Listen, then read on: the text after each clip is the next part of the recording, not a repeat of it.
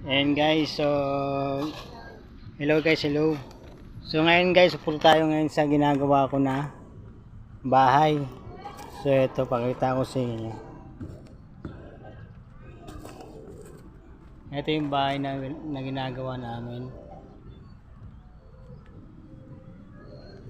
Ito. Ayan. So ito na siya guys. Bali guys, kalahati pa lang yung may bubong kasi kinapos tayo sa budget. So ngayon magre-repair muna tayo. Ayan.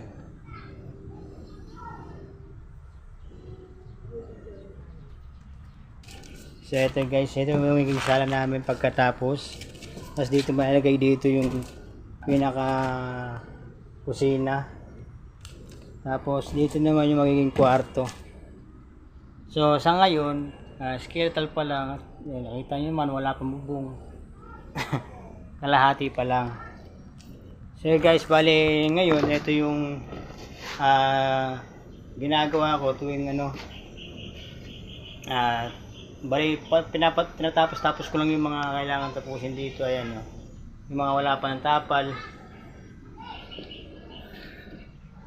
Dahil isang buwan lang din kami sa bahay namin at sa inupa namin, kaya kailangan matapos na rin siya.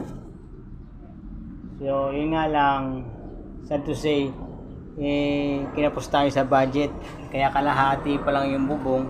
So yung kalahati lang muna yung gagawin namin para matirahan. So ayan.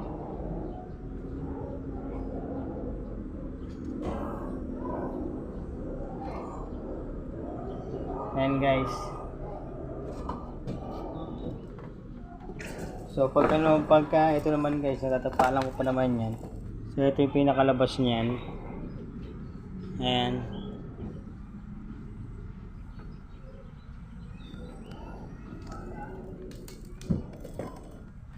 So ngayon, magtatapal-tapal lang muna tayo para at least na mabawasan yung magiging trabaho. Kada umuwi tayo sa trabaho guys ng alas 5, so pupunta ako dito para repairin yung mga dapat matatakpan na. So yun siya guys. Then ayun guys, nakabang na rin yung mga bintana ko. Bintana ko laki, no? Ayan. So dalawa yan, tatlo. Ayan, tsaka ito.